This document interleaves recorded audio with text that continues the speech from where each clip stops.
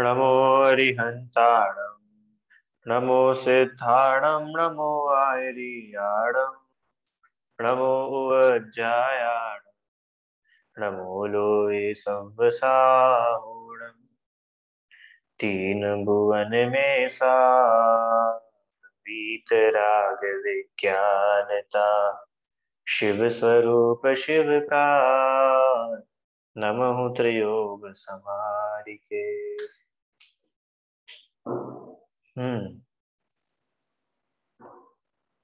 पंडित दौलत राम जी कृत 6 ढाला की हमारी चौथी ढाल अभी पूरी होने वाली है। चौथी ढाल में हमने अभी तक क्या पढ़ा, कौन बता सकता है शॉर्ट में? चौथी ढाल में हमने क्या क्या पढ़ा, बोलिए, कौन बोलेगा?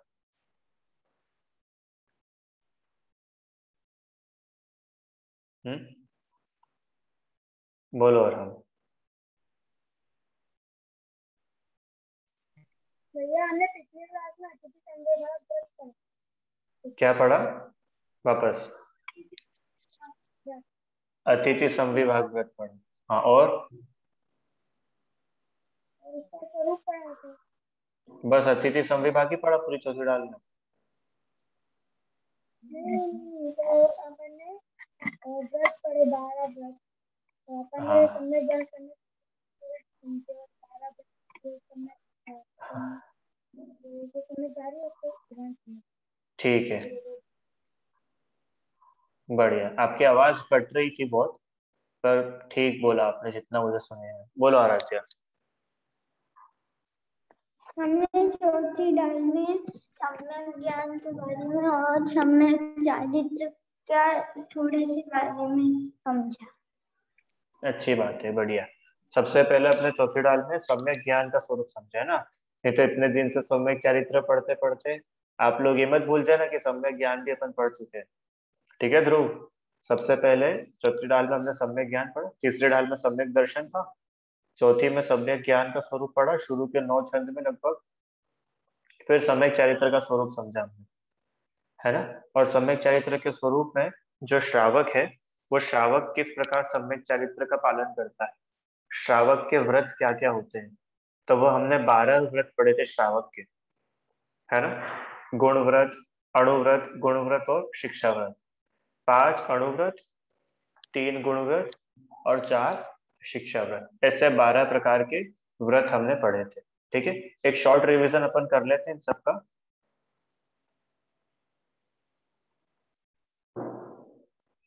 है ना। चलो, 3 गुण व्रत कौन कौन से थे? दिग्व्रत, देशव्रत और अनर्थ दंड त्याग। 5 अणुव्रत तो सबको ध्यान है ना। 5 अणुव्रत किसको बोलते हैं? कि पांचों पापों का एक देश त्याग करना, वह 5 अणुव्रत कहलाता है ना। हिंसा का एक देश त्याग, झूठ का, चोरी का, कुशील का और परिग्रह का परिमाण, इस प्रकार से ये 5 अणुव्रत। फिर आते हैं 3 गुणव्रत। गुणव्रत माने वो व्रत जो अणुव्रतों के गुणों में वृद्धि करे, वो कहलाते हैं गुणव्रत। जो दिग्व्रत, देशव्रत और अनर्थ दंड त्याग व्रत होते हैं। दिग्व्रत किसे कहते हैं? मर्यादित क्षेत्र के बाहर समस्त पापों का त्याग करना। हमने देखा था ना, 10 दिशाओं में कुछ सीमा बांध ली कि भैया इतनी सीमा तक हम जाएंगे, इसके बाहर हमारा सभी पापों का त्याग है, वो होता है दिग्व्रत। देशव्रत माने कुछ काल के लिए और कम सीमा में समस्त पापों का त्याग। माने दिग्व्रत में जो हमने सीमा बनाई थी, अब उसमें भी लिमिट करके थोड़े कुछ समय के लिए उस लिमिट में भी सब पापों का त्याग करना, वो देशव्रत। और अनर्थ दंड त्याग व्रत माने कि हमने जो मर्यादा बनाई उसके बाहर का तो त्याग करा ही था, पर उसके अंदर भी हम जो भी काम करेंगे वह अप्रयोजनभूत कार्य नहीं करेंगे। माने ऐसे कोई काम नहीं करेंगे कि जिनसे कुछ मतलब तो नहीं निकल रहा है, उल्टा हिंसा हो रही है, प्रमाद बढ़ रहा है, ऐसे हम काम नहीं करेंगे। अनर्थ दंड के भी अपन ने 5 प्रकार देखे थे, अपध्यान, दुष्कृति, अपघात, है ना। इस प्रकार से 5 अनर्थ दंड के। हिंसा दान, है ना, और एक और उसमें था, ऐसे 5 प्रकार के अनर्थ दंड अपन ने पढ़े थे। आइए, अब 4 शिक्षाव्रत। 4 शिक्षाव्रत पे कौन कौन से आते हैं? सामायिक, प्रोषधोपवास, भोगोपभोग परिमाण व्रत, अतिथि संविभाग। सामायिक किसे कहते हैं? कि कुछ काल के लिए समस्त पापों के त्याग पूर्वक क्या करना है, किसको बोलते हैं सामायिक? अपने आत्म स्वरूप का ध्यान करना, सभी विकल्प छोड़ के, सब परिग्रह पाप आदि को छोड़कर अपने आत्म स्वरूप का, वस्तु स्वरूप का चिंतन करना, वह सामायिक कहलाता है। ठीक है, इसके हिसाब से देखें अपन तो किसको बोला था सामायिक?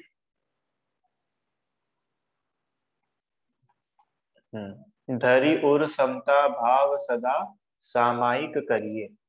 अपने हृदय में समता भाव धारण करने का नाम सामायिक है। फिर दूसरा प्रोषदोपवास। प्रोषदोपवास किसे कहते हैं? कि पर्व चतुष्टय, मतलब 4 पर्व के दिनों में क्या करना, पापों का त्याग करके, समस्त पापों का त्याग करके उपवास करना, एकाचना करना, वह प्रोषदोपवास। तीसरा भोगोपभोग परिमाण व्रत, कि जितने पदार्थ हम अभी तक सेवन कर रहे थे, अब भले ही उनका भोग कर रहे थे या उपभोग कर रहे थे, उनकी भी लिमिट बनाना, उन्हें भी त्याग करना, उनके राग का त्याग करना, वह भोगोपभोग परिमाण। और अंतिम अतिथि संविभाग। अतिथि संविभाग माने लोभ घटाना, है ना। इसमें लोभ घटाने की शिक्षा मिलती है। कैसे लोभ घटाने की शिक्षा? कि हम हमारे हिस्से में से किसी अतिथि को भोजन दे रहे हैं, तो इसमें हमारा लोभ घटा ना, लालच घटा। इस प्रकार यह अतिथि संविभाग व्रत हमने अभी तक पढ़ा था। ये 12 व्रतों का तो हमने शॉर्ट में स्वरूप समझा है। आइए अब अपन आगे जो है चौथी डाल का अंतिम छंद जो है उसकी चर्चा करते हैं। अब इस छंद में क्या है कि देखो, शुरुआत कहाँ से हुई थी? शुरुआत हुई थी निगोद से। काल अनंत निगोद मंजार पीत्यो एक इंद्री तंधार। फिर एक इंद्री, दो इंद्री, तीन इंद्री, चार इंद्री, पंचेंद्री। पंचेंद्री में भी नरक, मनुष्य, तिर्यंच, देव, है ना। इस प्रकार से पहली ढाल में पढ़ा। फिर दूसरी ढाल में हमने पढ़ा कि भैया हम लोग दुखी तो बहुत है, अभी दुख की वजह क्या है? तो दुख की वजह बताई मिथ्यात्व, मिथ्या दर्शन, मिथ्या ज्ञान, मिथ्याचारित्र। ये दूसरी ढाल में बताया। फिर अब तीसरी ढाल में पूछा कि अब आपने दुख भी बता दिया, दुख के कारण भी बता दिए, तो अब ये भी बताओ कि हम इन दुखों से बचे कैसे। तो तीसरी ढाल से क्या शुरू हुआ कि दुखों से कैसे बचा जाए। तो दुख से बचने का उपाय सम्यक दर्शन, सम्यक ज्ञान, सम्यक चरित्र।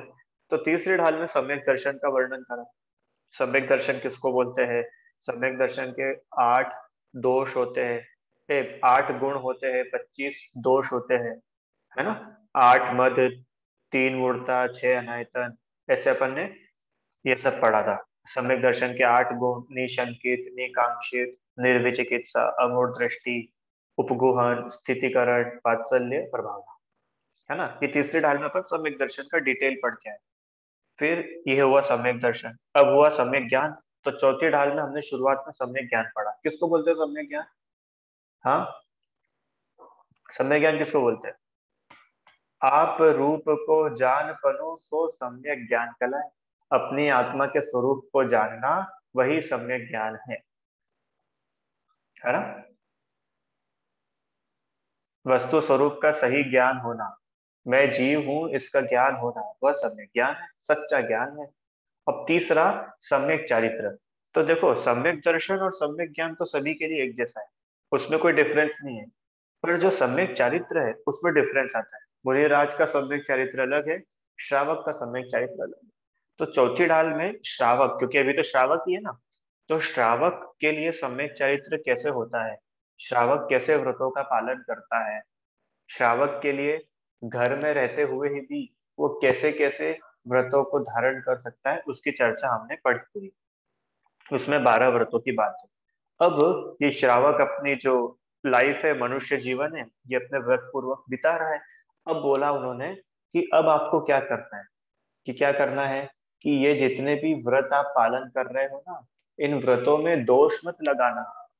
क्यों राम भैया, अपन ने जो व्रत पालन करे, 12 व्रत पढ़े, तो व्रतों में दोष लगाया जाता है कि दोषों से बचा जाता है? बोलो, दोषों से बचा जाता है ना। जानबूझ करके हम गलती तो नहीं करते ना। जैसे एग्जाम्पल, मेरा रात्रि भोजन का त्याग है, मैं रात्रि भोजन नहीं करता हूँ, तो जानबूझ करके मैं 10 बजे उठ करके किचन में जाकर के खाना तो बना के नहीं खाऊंगा। क्यों? क्योंकि मेरा त्याग है, तो मैं उसमें दोष नहीं लगाऊंगा, सीधी सी बात है। तो वही यहाँ पे दौलत राम जी संदेश दे रहे हैं, सभी को उपदेश दे रहे हैं। क्या उपदेश दे रहे हैं? कि जो 12 व्रत हमने आपको अभी बताया है उनमें कुछ दोष मत लगाना, और अगर इन 12 व्रतों का आप निर्दोष पालन करोगे तो क्या होगा? क्या होगा ध्रुव? जैसे 12 व्रतों का हमने बहुत अच्छे से पालन करा, इनमें दोष नहीं लगाए, तो फिर क्या होगा? कि हम अपनी आयु पूरी करके कहाँ जाएंगे? मोक्ष में चले जाएंगे क्या नवदा?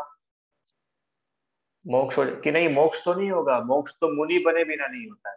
मोक्ष जाने के लिए तो मुनि बनना जरूरी है। तो फिर क्या होगा? कि ऐसे 12 व्रतों को पाल करके जीव 16 स्वर्ग में उत्पन्न होगा, 16वें स्वर्ग में जाकर उत्पन्न होता है, और वहां स्वर्ग से अपनी आयु पूरी करके मनुष्य जी नर जन्म पा करके मनुष्य भाव धारण करके मुनि बनता है, फिर मोक्ष में जाता है। ये पूरी प्रोसेस उन्होंने 4 लाइन में समझा दी दौलत राम जी। समझ में आया क्या सभी को? ये 12 व्रतों को पालने का फल क्या है? क्या फल है इनको पालने का? ये 12 व्रतों के पालन का फल है मोक्ष। आज अगर आप सभी व्रतों को दृढ़ता से नियम पूर्वक अच्छे से पालन करते हो, सम्यक प्रकार से उनका पालन करते हो, तो क्या होगा? कि भैया क्या होगा? सबसे पहले तो लिखा है मरण समय संन्यास दाह, समाधि पूर्वक मरण। समाधि मरण, समाधि मरण क्या होता है? सुना है आपने समाधि मरण कभी पहले? अरहम, समाधि मरण शब्द सुना है? ऐसा सुना है इनके समाधि हो गई, महाराज जी की समाधि हो गई, है ना? समाधि हो गई, ये समाधि मतलब क्या होता है? तो समाधि के बारे में अपन पढ़ेंगे बहुत अच्छे से। फिर कैसे समाधि ली जाती है, समाधि में क्या क्या होता है, कब समाधि लेना, समाधि मतलब सुसाइड तो नहीं होता है, ऐसी बहुत सारी बातें हैं, तो अपन थोड़ा बहुत उसमें पढ़ेंगे। ठीक है, चलो शुरू करते हैं। अभी समझ में आया ना पूरी पिक्चर, अपन कहाँ से चल के आए और कहाँ तक आ गए? सब लोग साथ में? चलो अच्छी बात है, छंद पढ़ते फिर समझेंगे। 12 व्रत के अति चार, पन पन न लगावे, मरण समय संन्यास दार, तसु दोष नशावे। यो श्रावक व्रत पाल, स्वर्ग सोलम उपजावे, तहते चह नर जन्म पाए, मुनि वेश जावे। बहुत गजब। 12 व्रत के अति चार, पन पन न लगावे, इसका मतलब क्या हुआ? शुरू 12 व्रत, कि ये 12 व्रतों की बात चल रही है। कौन से होते हैं भैया 12 व्रत? कि अपन पढ़ के आए ना, 5 अणुव्रत, 3 गुणव्रत और 4 शिक्षा व्रत। तो कितने हो गए टोटल? 12 हो गए। तो इन 12 व्रतों में अतिचार नहीं लगाना। अब अगला प्रश्न आ गया कि अतिचार मतलब क्या होता है? क्यों ध्रुव? हमने तो आम का अचार सुना था, ये अतिचार कौन सा अचार है? क्यों? अरहम, अतिचार मतलब क्या होता है? अतिचार मतलब दोष, है ना? दोष। आपने कुछ सुना होगा अतिचार, अनाचार? नहीं सुना हो तो अभी सुन लो, 2 मिनट में बताता हूँ। देखो, हमने कुछ भी व्रत लिए, कुछ भी नियम लिए, तो उन नियमों में दोष लगता है ना? जैसे उदाहरण, रात्रि भोजन त्याग हमने करा कि हम रात्रि में भोजन नहीं करेंगे, ये हमने उदाहरण के लिए लिया। अब कई रात्रि भोजन त्याग का मतलब पता है क्या होता है? कि सूर्यास्त होने के पहले भोजन कर लेना। जैसे सूर्यास्त, सनसेट का टाइम मान लो 5:15 बजे का है, तो 5:15 बजे के पहले हमारा भोजन पूरा हो जाए। ठीक है, तो ये तो हुआ सच्चा रात्रि भोजन त्याग। पर हम कई बार क्या कर लेते हैं कि हम अंधेरे में तो नहीं खाते, पर सनसेट होने के बाद भी खा लेते। होता है ना ऐसा कि 5:15 बजे सनसेट हुआ, पर 5:30 बजे तक उजाला थोड़ा थोड़ा रहता है ना? 5:30 बजे के बाद अंधेरा होना शुरू होता है। तो वो 15 मिनट का जो टाइम है, अब उसमें सूरज तो नहीं है पर अंधेरा भी नहीं है, और उस समय हम भोजन कर रहे हैं, तो क्या हमारा रात्रि भोजन का नियम टूट गया क्या? पूरा नियम खराब हो गया अपना? कि नियम टूटा नहीं है, उस नियम में थोड़ा सा दोष लगा है। समझ में आया? नियम तो पूरा कब भंग हो जाएगा? कि हम रात में 8 बजे, 9 बजे, 10 बजे बढ़िया खाना खा रहे हैं, भोजन कर रहे हैं, तो वो तो पूरा ही नियम टूट गया आपका। ठीक है। पर वो जो थोड़ा बहुत जो नियम में दोष लग जाते हैं उसको बोलते हैं अतिचार। देखो एक और एग्जांपल देता हूँ। जैसे कि ध्रुव भैया ने नियम लिया। क्या नियम लिया इन्होंने? कि मैं क्या करूंगा, क्या करोगे, कि मैं पानी छान करके पीऊंगा। ये इन्होंने नियम लिया। ठीक है। अब ये कहीं पर गए और वहां पर इन्होंने पानी पी लिया। इन्होंने पूछ करके पिया तो किसी ने बताया कि भैया पानी छना हुआ है, आप पी लो। अब इन्होंने पानी पी लिया। अब पानी पीने के बाद पता चला कि वो पानी तो छना हुआ था ही नहीं। तो क्या हुआ, इनका नियम टूट गया? ऐसा नहीं है, नियम में दोष लगा। क्यों? क्योंकि इन्होंने जानबूझ करके वो बिना छना पानी नहीं पिया, वो तो हो गया, भूल से हो गया, उस नियम में भूल हो गई। अभी समझ में आया? ऐसे बहुत सारे एग्जाम्पल आप बना सकते हो कि जैसे अहिंसा अणु, अभी अपन पढ़ेंगे अतिचार। अहिंसा अणुव्रत है। अहिंसा अणुव्रत में हमने क्या पढ़ा था कि 2 से लेके 5 इंद्रिय तक के जो जीव है उनको हम पीड़ा नहीं पहुंचाएंगे, उनकी हिंसा नहीं करेंगे। यही पढ़ा था ना अपन ने। उनको दुख नहीं पहुंचाएंगे। पर फिर भी किसी कारण हमारी वजह से उस जीव को दुख पहुंच गया, वो मरा नहीं। मर जाएगा तो उसका प्राणों का घात हो गया, वो तो फिर व्रत टूट गया। तो वो मरा नहीं, पर हमारे कारण वो परेशान हो गया, तो वो हुआ अतिचार। समझ में आया सबको? तो ऐसे जो 12 व्रत है, इन 12 व्रतों में अतिचार होते हैं। और कितने कितने टाइप्स के अतिचार होते हैं? कि 5 5 प्रकार के अतिचार होते हैं। तो 12 × 5, बताओ, 12 × 5 कितना होता है? 60, 60। तो 60 प्रकार के अतिचार होते हैं। मतलब अहिंसा अणुव्रत में 5 प्रकार का अतिचार, सत्य अणुव्रत में 5 प्रकार के अतिचार, फिर अचौर्य अणुव्रत में 5 अतिचार, ब्रह्मचर्य अणुव्रत में 5 अतिचार, परिग्रह परिमाण अणुव्रत में 5 अतिचार। फिर ऐसे ही दिग्व्रत, देशव्रत, अनर्थदंड, त्याग व्रत में 5 5 5 अतिचार। सामायिक प्रोषदोपवास, भोगोपभोग, परिमाण, अतिथि, संविभाग में 5 5 5 5 अतिचार। ऐसे 60 प्रकार के अतिचार होते हैं। तो ये अतिचारों को बताया क्यों है? कि ये बहुत बढ़िया चीज है, ध्यान से सुनना। देखो अतिचार में हमने क्या बोला कि अतिचार में आपके नियम में दोष तो लगा है, पर आपका नियम भंग हो गया या नियम आपका टूट गया, बहुत बड़ा अनर्थ हो गया, ऐसा कुछ भी नहीं है। ठीक है। ये बहुत लोगों को ऐसे अंदर डाउट रहता है। क्या रहता है कि यार अपना नियम टूट गया तो क्या होगा, अब अपन वो नियम टूट गया, अब वापस से नियम नहीं ले सकते, या हमको बहुत पाप लगेगा, या नियम भंग हो गया तो अब तो क्या है, अब तो हम नरक में चले जाएंगे। ऐसा होता है कि नहीं होता है? सोचते हो कि नहीं? तो वो बोल रहे ऐसा नहीं है। अतिचार बहुत छोटा लेवल पे। जब अनाचार हो गया, अनाचार हो गया मतलब कि आपने नियम पूरा ही तोड़ दिया, तो बात अलग है, तो पाप बहुत लगता है। पर अतिचार तो वो है कि आपके पास अभी भी सुधरने की चांसेस है। ठीक है। कोई ऐसा नहीं है कि आपसे अगर व्रत टूट गए हैं, आपसे अगर नियम टूट गया है तो अब कोई चांस बचा ही नहीं है, अब तो भैया सीधे नरक में हिसाब होगा। वैसी कोई बात नहीं है। इसके लिए अतिचारों का बताया कि इन केस अगर हमसे कुछ भी नियमों में दोष लगा हो तो वह दोष दूर हो सकता है। ऐसा नहीं हो कि वो दोष को हम अपने माथे पर बैठाए रखे और उस दोष को करते जाएं। जैसा होता है ना बहुत बार कि रात्रि आलू का त्याग करा, मान लो किसी ने ना आलू का त्याग कर दिया। अब गलती से किसी ने क्या करा, आलू की चिप्स खा ली। तो बच्चे क्या सोचते हैं, अब नियम तो टूट ही गया है तो क्या करो, अब पूरी चिप्स खा लो। होता है ना ऐसा कि मानो किसी ने नियम लिया, क्या नियम लिया कि आज मैं टीवी नहीं देखूंगा। ठीक है भैया, नियम लिया।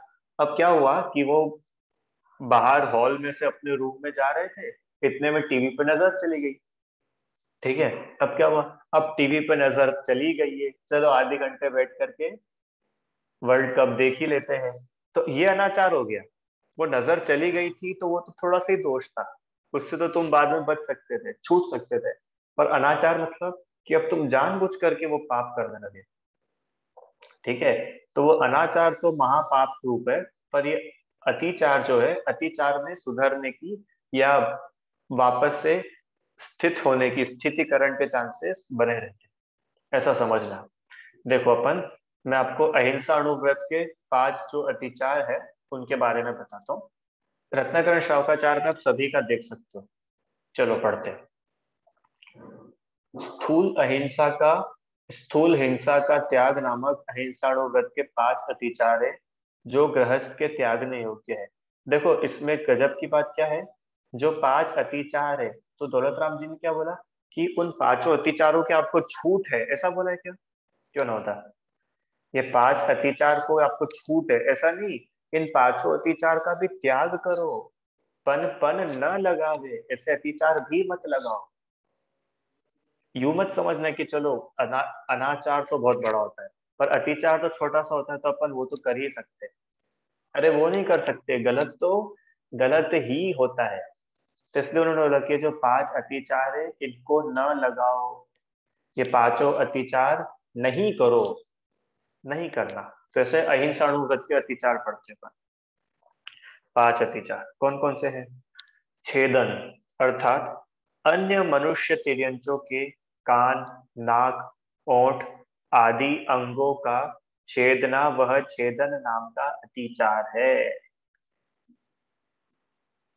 देखो अब ध्यान से, ये जो अहिंसा अणुव्रत है, ये कोई किसान अहिंसा अणुव्रत ले सकता है कि नहीं ध्रुव? कोई किसान अहिंसा अणुव्रत ले सकता है कि नहीं? ले सकता है। तो वो जो किसान है, वो गाय बैल पालेगा, जो भी जानवर पालेगा, तो वो जानवरों को हो सकता है नाक में छेद करे, कान में छेद करे, कुछ भी, वो उसका काम ही वही है, जानवरों को पालना, उनकी रक्षा करना। तो वो उसने अगर किसी जानवर को छेदन करा है, किसी तिर्यंच या मनुष्य के कान, नाक, होठ आदि में छेदन करा, उसको छेदा, तो वह उसका नियम पूरा भंग हो गया, ऐसा नहीं है, उसमें छेदन नाम का अतिचार हुआ है। ठीक है। दूसरा बंधन नाम का अतिचार। ये बंधन क्या है? मनुष्य को बंधन आदि द्वारा बांधना, बंदी गृह में डाल देना, तिर्यंचों को मजबूत बंधन से बांधना, पक्षियों को पिंजरे में बंद करना, ये सब बंधन नाम का अतिचार है। ये देखो इसका उदाहरण देता हूँ। जैसे कोई राजा है ना, अरहम, आप मान लो राजा बन गए, ग्वालियर के राजा बन गए अरहम भैया। अब राजा है तो राजा को तो सब काम करना पड़ेगा, पनिशमेंट भी देनी पड़ेगी, किसी ने चोरी करी है तो उसको जेल में भी डालना पड़ेगा, सब करना पड़ेगा। तो अब आप बोलो कि नहीं, मेरा तो अहिंसा अणुव्रत है और मैं किसी को बंदी नहीं बनाऊंगा, तो ऐसा हो सकता है क्या? अरे भैया, राजा है तो राजा को तो बंदी भी बनाना पड़ेगा, कोई गलत काम कर रहा है तो उसको पनिशमेंट भी देनी पड़ेगी। तो ये जो किसी को बंधन में डालना या कोई जानवर है उसको बांध देना, वो क्या है? उससे आपका अहिंसा अणुव्रत टूट गया पूरा, ऐसा नहीं है, वो अतिचार है ना। ये दूसरा अतिचार। ऐसे मनुष्य तिर्यंच को लात, घमूका, लाठी, चाबुक आदि के प्रहार से कष्ट देना, वह पीड़न नाम का अतिचार है। जैसे किसान है, वो बैल चराता है ना, गाय चराते हैं, तो गाय को कभी मारना ही पड़ता है, घोड़े को कभी ऐसे ऐसे भी करना पड़ता है, तो वह पीड़न नाम का अतिचार है। तो गलत ही, अपन ऐसा नहीं बोल रहे कि ये बिल्कुल सही है आप ऐसा करने लगो, है तो गलत, पर फिर भी उसमें पूरा नियम नहीं टूटा है, थोड़ा ही नियम टूटता है, माने थोड़ा ही दोष है। चौथा, मनुष्य तिर्यंच तथा उनकी गाड़ी पर बहुत बोझ लादना, वह अति भारारोपण नाम का अतिचार है। ऐसा होता है कि नहीं होता है? घोड़ा गाड़ी, बैलगाड़ी पर हम, या जो किसान है बहुत सारा सामान लाद देता है, तो वो अति भारारोपण नाम का अतिचार है। और मनुष्य तिर्यंच को खाने पीने से रोकना, वह अन्न पान निरोध नाम का अतिचार है। ये पांचों अतिचार स्थूल हिंसा के त्यागी को त्यागने योग्य ही है। कहीं ऐसा मत समझ लेना कि इतना तो चलता है, इतना तो चलता है। अरे चलता नहीं है, त्यागने योग्य है। समझ में आया ध्रुव? ये पांचों ही अतिचार त्यागने लायक है। ऐसा नहीं है कि अतिचार है कोई बात नहीं, थोड़ा बहुत तो चलता है, नहीं चलता है। ऐसे ही अहिंसा अणुव्रत के 5 अतिचार पढ़े आप रत्नाकरण में, और आगे पढ़ना, उसमें ये सत्यानुव्रत, अचौर्य अनुव्रत, सबके अतिचार दिए हुए हैं, किस किस प्रकार से अतिचार होते हैं। और जब ये पांचों ही प्रकार के अतिचार है ना, 12 व्रतों में नहीं लगेंगे तो क्या होगा, तब जाकर के व्रतों का निर्दोष पालन होगा। ठीक है, हम कोई भी व्रत लेते हैं, नियम लेते हैं, तो हम क्या सोच के लेते हैं, बताओ ध्रुव। हमने कुछ भी नियम लिया तो क्या सोच के लेते हैं कि मैं भविष्य में नियम तोड़ दूंगा, ऐसा सोच के लेते हैं क्या? हाँ, नहीं, हम क्या सोच के लेते हैं कि चाहे जो हो जाए ये नियम का मैं पालन करूंगा, है ना। कितनी सारी कहानियां हमने पढ़ी है, नियम के पालन करने का फल क्या होता है। वो रात्रि भोजन के त्याग की, वो कुत्ते ने रात्रि भोजन का त्याग करा था तो उसको उसका फल मिला, नियम का बहुत फल, है ना। तो हम क्या सोच के नियम लेते हैं कि हम उस नियम को कभी तोड़ेंगे नहीं, उस नियम में दोष नहीं लगाएंगे, है ना, नियम का दृढ़ता से पालन करेंगे। पर फिर भी हमारी कुछ कमी रह जाती है जिस कारण से नियम में दोष हो जाते हैं, नियम में दोष उत्पन्न हो जाते हैं। तो ऐसे नियम में दोष उत्पन्न नहीं हो, है ना, नियम में क्या हो, दोष उत्पन्न नहीं हो, नियम निर्दोष हमारा पूरा पालन हो, व्रतों में निर्दोष पने से पालन हो, तो वो व्रत की सार्थकता है। इसके लिए यहाँ पे अतिचार बताए कि ना, क्योंकि ये चीजें फ्रिक्वेंटली होती है, जितने भी अतिचार है ना, ये पूरी लाइफ में आपके बहुत बार हो सकता है कि ऐसी सिचुएशंस बने।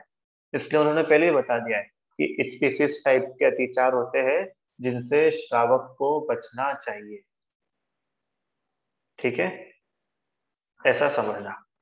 अब चलो भैया, हमने सब कर लिया, अतिचार हमको नहीं लगे, दोषों से हम बच गए, तो क्या करें कि मरण समय संन्यास धार तसु दोष नसाय। कि मरते समय, मरण के समय क्या करो, संन्यास धारण करो। संन्यास धारण करना मतलब जंगल में रहने चले जाना। क्यों, संन्यास धारण करना मतलब कि जंगल में रहने नहीं चले जाना, यहाँ पे संन्यास का मतलब है समाधि, समाधि धारण करना। और समाधि धारण करके क्या करना कि जो भी हमसे दोष हुए हो उन दोषों का नाश करना, उन दोषों का प्रायश्चित करना। ठीक है, मरण समय संन्यास धारण करके प्रायश्चित करना। ठीक है, अभी अब समाधि के बारे में अपन कल पढ़ेंगे, उसके अलावा बाकी का मैं आपको अभी पढ़ा देता हूँ। मरण समय संन्यास धारण। तब दूसरा प्रश्न आता है कि समाधि मरते समय धारण कर सकते हैं क्या? क्यों ना उदा, जैसे मान लो मेरी आज इच्छा हो जाए समाधि धारण करने की, तो मैं कर सकता हूँ कि समाधि? हाँ, नहीं, मेरी इच्छा हो गई कि नहीं अब बस अब मेरे को तो समाधि लेनी है, कि ऐसे नहीं करना, इसको मूर्खता बोलते हैं, इसको समझदारी नहीं बोलते। इसलिए वहां को उन्होंने लिखा मरण समय संन्यास धारण करना, मरते टाइम, है ना। ऐसा नहीं कि लग ही रहा है कि अभी तो हम युवा है, अभी तो हम बच्चे, सबको मालूम है, अपने को भी मालूम है ना कि अभी तो हमारी बहुत लाइफ बची है। अब वो बात अलग है कि क्या मालूम कब कौन मर जाएगा, वो अलग बात है। पर फिर भी जनरल अपन को एक बात देखे तो अभी हम लोगों की लाइफ बहुत बची है। अरे जो 60 साल के ऊपर के, 65 के ऊपर है, 70, 75, 80 के हैं, वो लोग तो फिर भी समाधि का सोच सकते हैं। क्यों? क्योंकि अब और ज्यादा क्या जिएंगे, कितना जिएंगे, मैक्सिमम 10 साल, 15 साल, इतना ही जिएंगे। तो इसलिए वहां लिखा मरण समय संन्यास धारण करना, हर कभी संन्यास धारण करके और कट जाना कि अभी रात में सोए और सुबह मम्मी को उठ के बोलते बस मम्मी आज से स्कूल पढ़ाई सब बंद, हमने तो समाधि धारण कर ली है। ऐसा मत कर लेना कोई सरप्राइज। मरण समय संन्यास धारण किया जाए। तो मरण समय संन्यास धारण करके क्या होगा कि उन दोषों का नाश होगा। अब संन्यास क्या है, समाधि क्या है, इसकी बात अपन कल अच्छे से करेंगे। बहुत इंटरेस्टिंग बातें, हो सकता है 2 क्लासेस भी लग जाए, बढ़िया विषय है।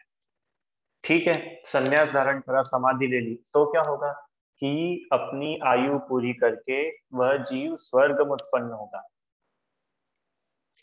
जो समाधि पूर्वक मरण करता है वो कहाँ जाता है? स्वर्ग में, नियम से स्वर्ग में जाता है।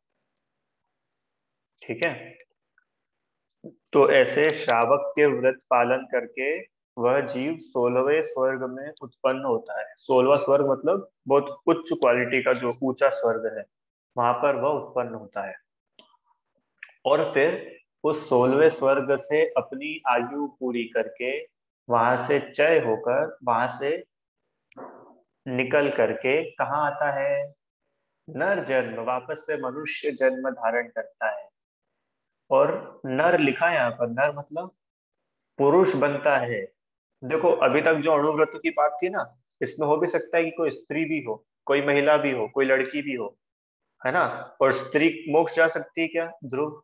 कि नहीं, मोक्ष तो पुरुष ही जा सकते, वो भी मुनि बन के। तो इसलिए यहाँ पर उन्होंने लिखा कि अगर मान लो कोई स्त्री पर्याय में भी हो, तो वह भी अणुव्रतों को पालन करके स्वर्ग में उत्पन्न हो, और स्वर्ग से अपनी आयु पूरी कर कर मनुष्य बने। और मनुष्य भी कौन, पुरुष मनुष्य बने। और पुरुष बनकर, मनुष्य बनकर मुनि दीक्षा लेकर के वह जीव मोक्ष जाता है। ये उन्होंने मोक्ष जाने की पूरी बात बता दी। समझ में आया? ये पूरी साइकिल चल रही है। बात कहाँ से शुरू हुई थी, सम्यक दर्शन से। सम्यक दर्शन, सम्यक ज्ञान, सम्यक चारित्र। सम्यक चारित्र में श्रावक, श्रावक की भूमिका से स्वर्ग, स्वर्ग से फिर मनुष्य, मनुष्य से मुनि दीक्षा, मुनि दीक्षा से मोक्ष। ये पूरा उसका क्रम है। ठीक है, चलो एक बार आपको पढ़ के सुनाता हूँ, फिर कुछ प्रश्न होता पूछना। जो जीव श्रावक के ऊपर कहे हुए, माने जो अभी तक बताए थे, उन 12 व्रतों को विधि पूर्वक जीवन पर्यंत पालन करते हुए, है ना, विधि पूर्वक, विधि पूर्वक मतलब जैसा शास्त्रों में बताया है वैसा, अपने मन मन से नहीं, जो शास्त्र में बताया है उस प्रकार पूरे जीवन उन व्रतों का पालन करते हुए उनके पांच पांच अतिचारों को टालता है, माने उन पांचों अतिचारों का भी त्याग करता है।